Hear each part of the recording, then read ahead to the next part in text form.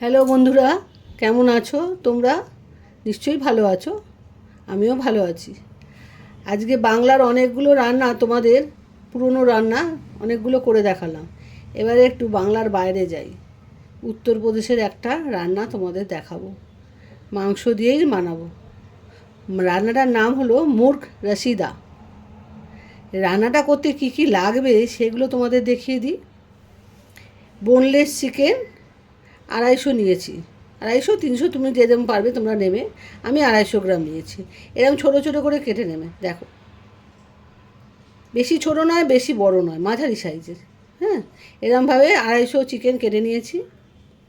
2টো ডিম, আদা রসুন বাটা, লেবু, কাজু বাদাম আর চালমগজ 2টো সমান পরিমাণে নেবে। এবারে মাংসের পরিমাণ অনুযায়ী সব কিছু নেবে।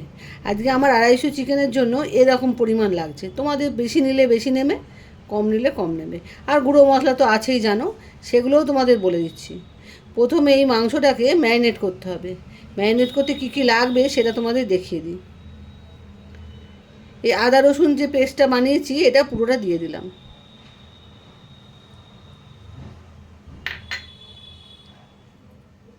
দুটো লেবুর রস, লেবুর বদলে ভিনিগারও দিতে পারো। যাদের বাড়িতে লেবু নেই, রান্নাটা তৈরি করতে যাচ্ছ, ভিনিগারও দিতে পারো, কোনো অসুবিধা নেই।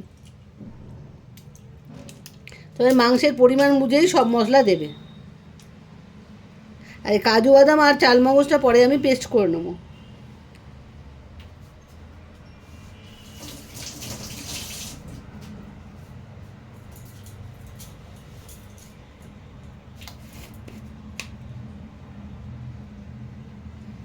এক চামচ হলুদ দিলাম,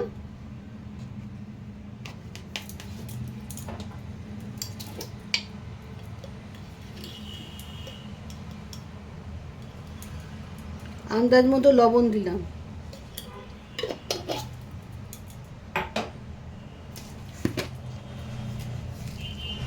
সামান্য একটু চিনি দিলাম। এই মাংসটা রান্না করতে চিনি দিতে হবে একটুখানি।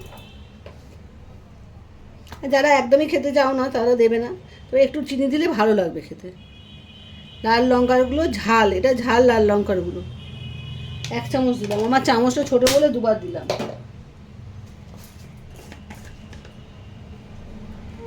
আর কাশ্মীরি লঙ্কার গুঁড়ো 1 চামচ দিলাম।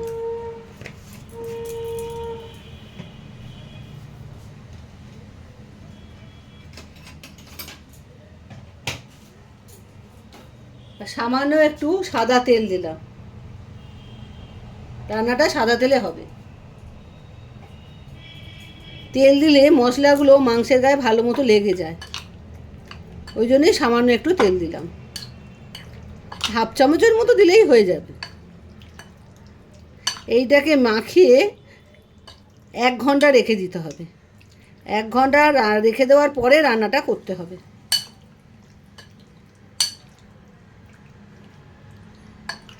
ভালো করে মাখিয়ে এটাকে রেখে দিতে হবে। আর একটা কথা, মাংসটার মধ্যে কোনো পেঁয়াজ পড়বে না, পেঁয়াজ ছাড়া রান্নাটা হবে। তোমরা একবার করে খেয়ে দেখো কেমন লাগে। এখন আমি 1 ঘন্টা বাদে তোমাদের কাছে আসবো, এসে রান্নাটা তোমাদের করে দেখাবো। বন্ধুরা, আমি 1 ঘন্টা বাদে চলে এসেছি সেই ম্যারিনেট করা মাংসগুলো নিয়ে। এবারে ফ্রাই প্যানে তেল দিয়ে ফ্রাই প্যান বসিয়ে দিয়েছি, ইন্ডাকশানটা চালু করে দিলাম। 2 চামচের মতো তেল দিলাম।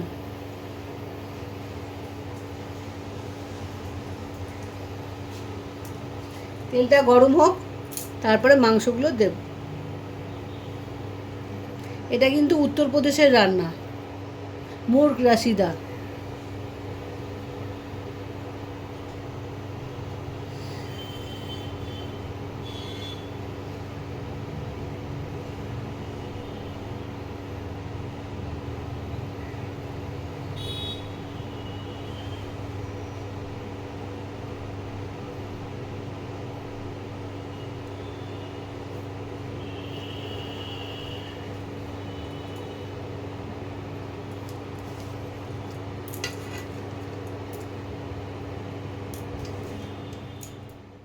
এসছে।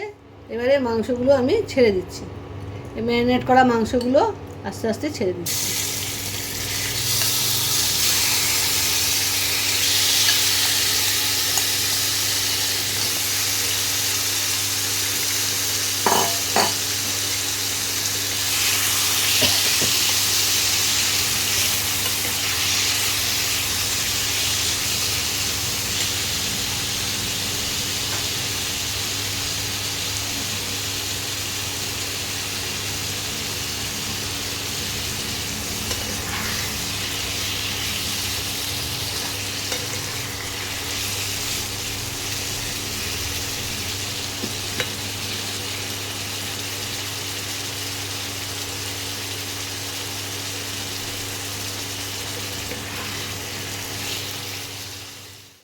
মাংসটাকে রান্না করতে হবে, তাহলে মাংসের মধ্যে থেকে জলটা বেরিয়ে আসবে, মাংসটাও সেদ্ধ হয়ে যাবে।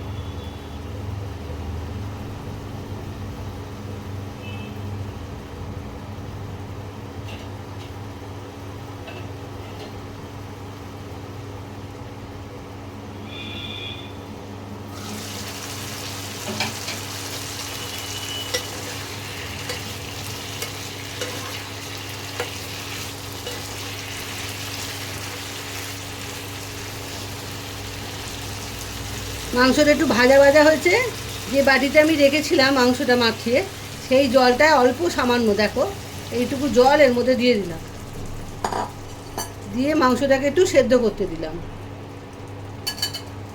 বা ঢাকা দিয়ে দিলাম, এই টেম্পারেচারটা কমিয়ে দিলাম।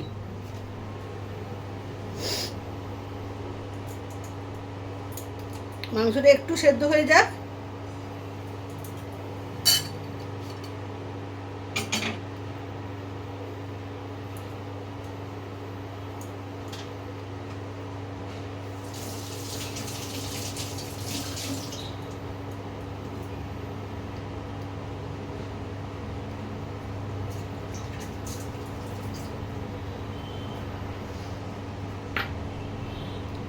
যে দুটো ডিম দেখিয়েছিলাম তোমাদের, ডিম দুটো এবারে ফাটিয়ে নিচ্ছি।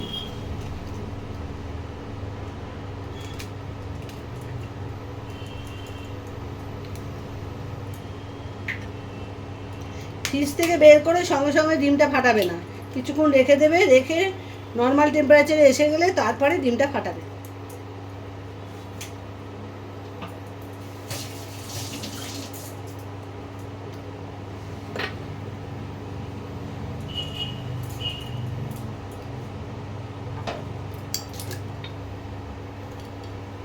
ডিমটার মধ্যে সামান্য নুন দিয়ে ডিমটাকে ভালো করে মিশিয়ে নিলাম।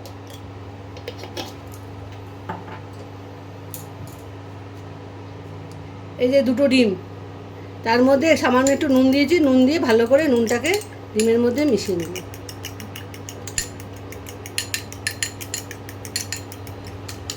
মাংসটা সেদ্ধ হলে তারপরে ডিমের কাজ।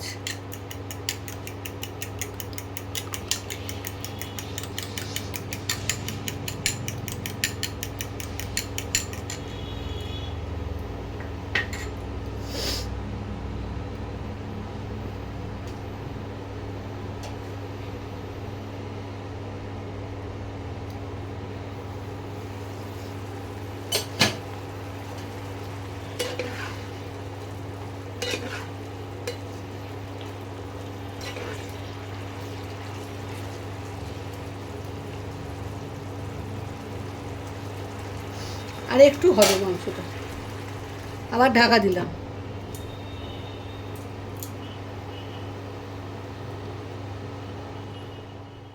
10 মিনিট হয়ে গেছে, এবারে আমি ঢাকনাটা খুললাম।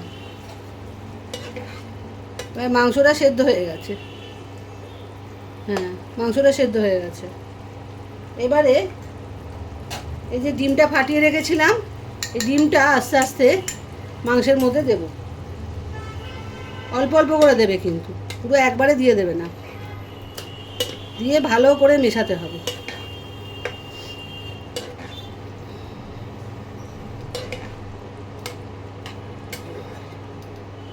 পুরোটা দিয়ে দিলাম ডিমটা।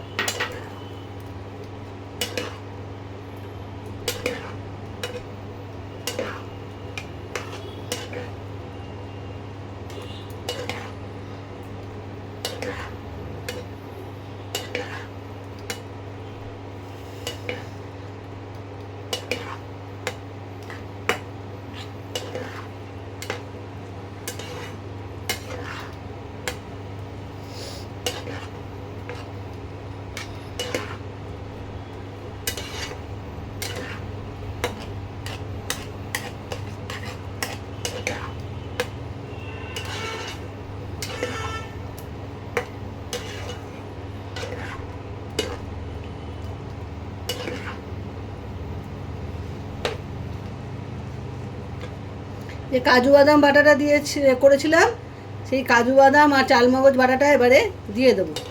ডিমটা মিশে গেছে মাংসের সঙ্গে, এবারে এই কাজু বাদাম আর চালমগজ বাটাটা দেবো।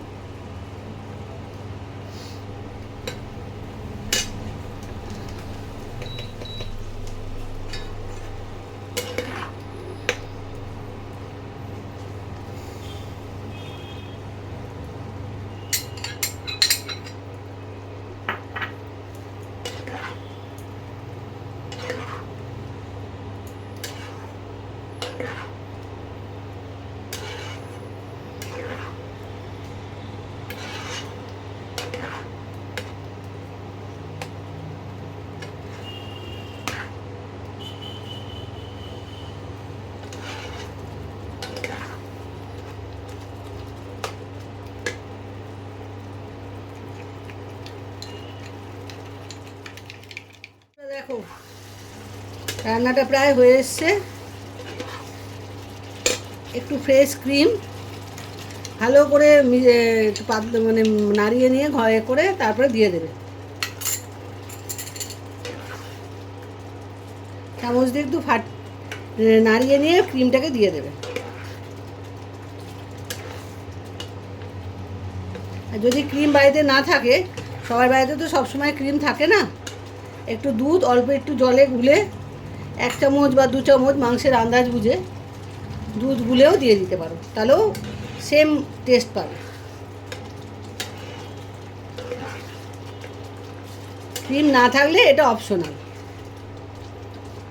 আর একটু ঘন হবে। খুব সহজ পদ্ধতিতে এই রান্নাটা আমি তোমাদের করে দেখালাম।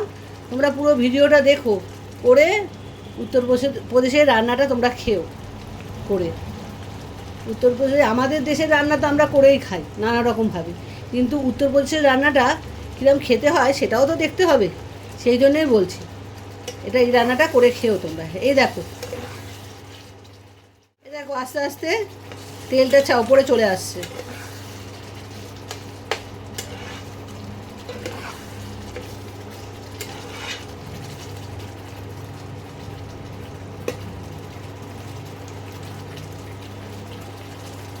আর একটু তেলটা আসবে, তারপরে হয়ে যাবে। এর মধ্যে কিন্তু পেঁয়াজ একদম দিইনি আমি, শুধু আদা রসুন। তোমাদের তো দেখিয়ে দিলাম কী কী দিয়ে আমি করেছি। পেঁয়াজ ছাড়াই মাংসটা খুবই ভালো লাগে, তোমরা খেয়ে দেখো একবার। আর আমার চ্যানেলটাকে ফলো করো আর শেয়ার করো কিন্তু বন্ধুদের মধ্যে। আর আমার যদি কিছু ভুল হয় আর সেটাও আমাকে জানিও। মানুষ মাত্রেই তো ভুল হয়, সেটা তো সবাই জানো। আমিও ভুল করি অনেক সময়, সেই ভুলটা তোমরা বললে কিন্তু আমি শুধরেও নেব তোমাদের কাছ থেকে।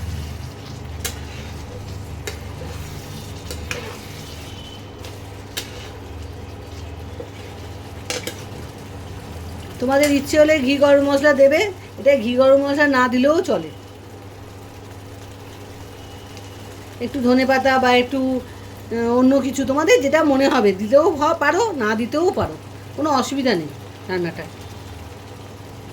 এই দেখো আস্তে আস্তে তেলটা উঠে আসছে উপরে।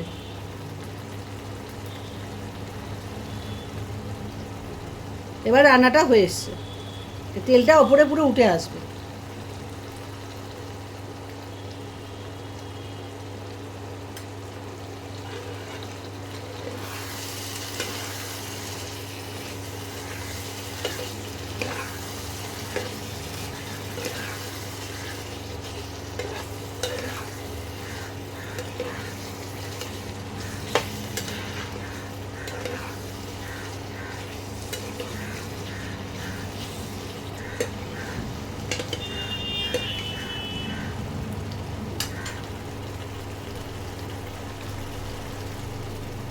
আজকে তোমাদের একটা উত্তরপ্রদেশের রান্না দেখালাম, কেমন লাগবে তোমাদের লাগলো সেটা জানিও।